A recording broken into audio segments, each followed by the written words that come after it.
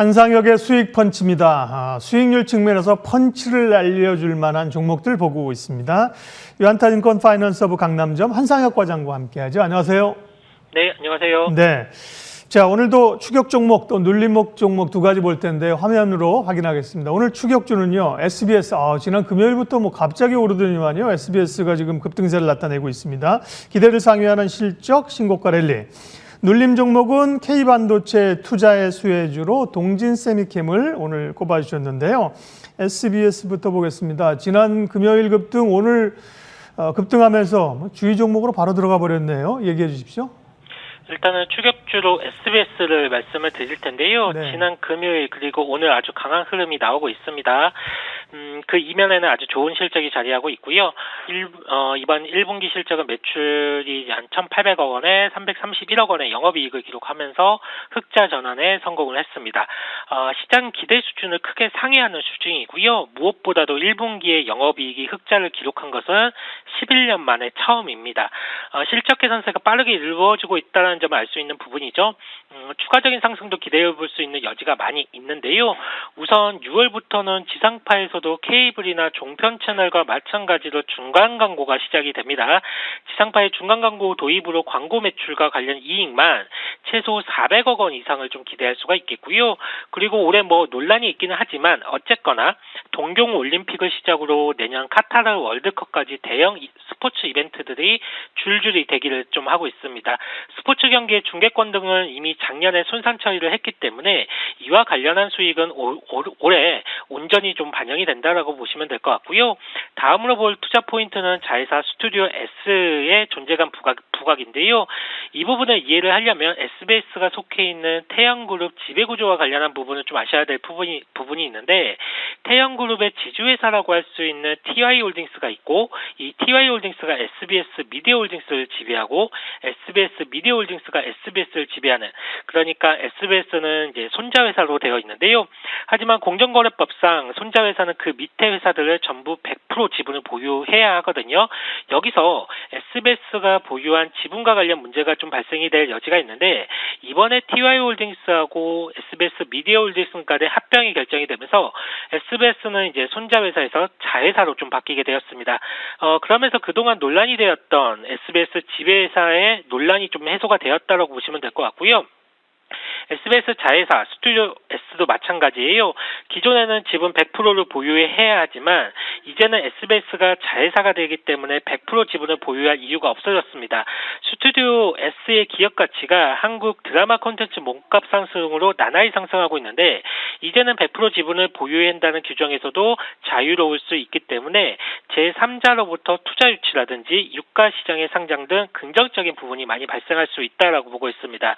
스튜디오 S는 국내에서 스튜디오 드래곤과 비견되는 회사인데, 일단 컨텐츠의 원천으로 볼 수 있는 작가라든지 IP, 플랫폼이라는 부분에서 점점 상위 업체들이 초격차를 보여주고 있거든요.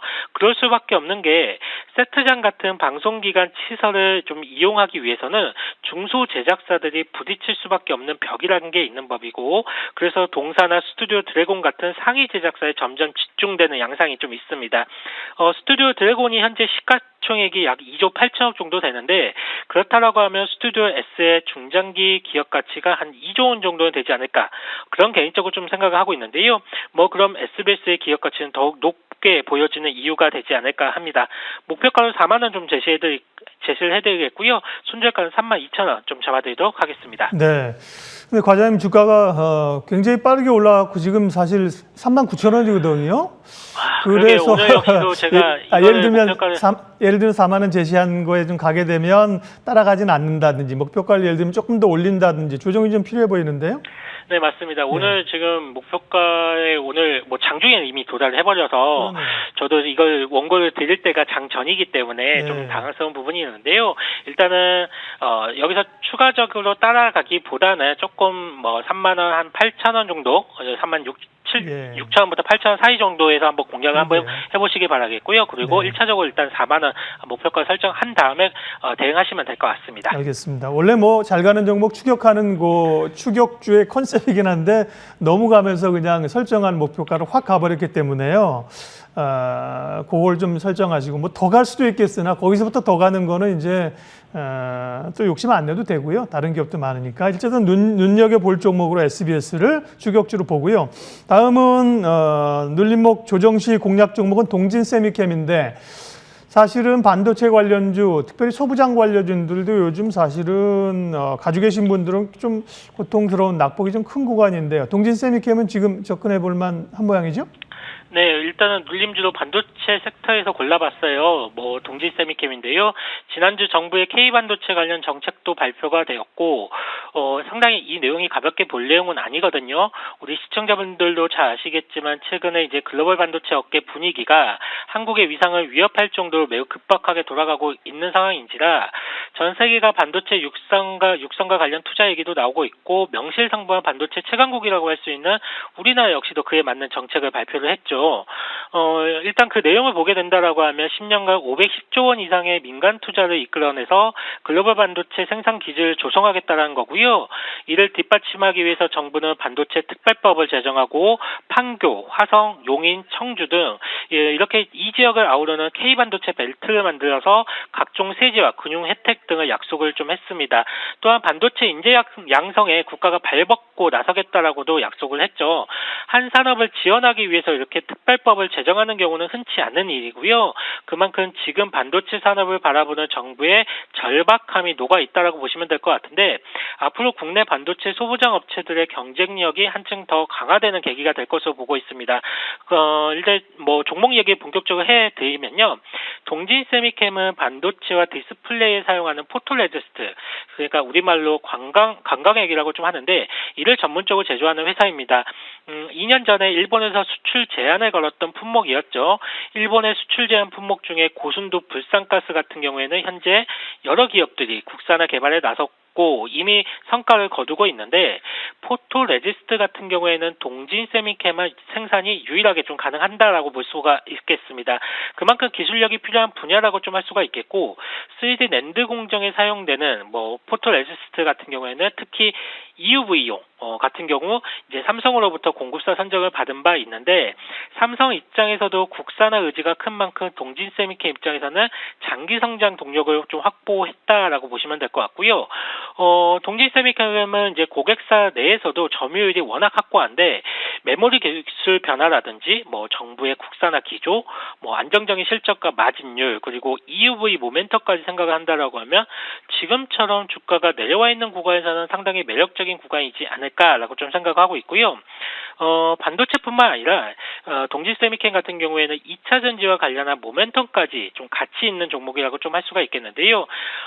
스웨덴의 배터리 업체죠. 노스볼트가 최근에 폭스바겐 전기차 사업의 핵심 파트너로 좀 지목이 받고 있고 유럽 배터리 자립 전략의 중추로 좀 부각이 되고 있지 않습니까? 동진세미캠은 이러한 노스볼트의 2차 전지 필수 소재라고 할 수 있는 CNT 도전제를 공급을 하고 있습니다. 앞으로 노스볼트와의 협력 강화를 위해서 스웨덴 현지에 법인도 설립하고 있고 추후 생산 공장도 지을 예정인데요. 물론 지금은 초기 물량이기 때문에 매출이 한 100억에서 한 200억 정도의 규모이지만 2025년부터는 동사 같은 경우에도 본격적으로 2차 전지 관련 매출을 확인을 해볼 수가 있을 것 같습니다. 내부적으로는 5천억 원 이상의 2차 전지 관련 매출을 기대하고 있는 만큼 성장성이 매우 크다라고 좀 할 수가 있겠고요. 정리를 해드리자면 동진세미캠은 반도체 소재 분야라든지 2차 전지 핵심 소재의 유럽사 공급을 바탕으로 안정적인 실적을 보여줄 것이기 때문에 눌림주, 그러니까 지금 같은 구간에서 한번 공략이 가능하다라고 좀 할 수가 있겠고 목표가는 일단 35,000원 좀 잡아드리겠고요. 손절가는 27,000원 좀 잡아드리도록 하겠습니다. 네, 조정시 관심 종목은 동진세미캠이고요. 지난 5월 12일 날 말씀하신 DIC는 제가 수익률 한 번만 체크해드리고 마칠게요. DIC 자동차 부품업체죠. 최고가 기준으로는 32% 그리고 오늘 시초가 기준으로 28%의 좋은 수익률을 기록을 쭉쭉 하고 있습니다. 한상혁의 수익펀치 유한타증권 파이낸서부 강남점 한상혁 과장님 오늘 여기까지 하겠습니다. 고맙습니다. 네, 감사합니다.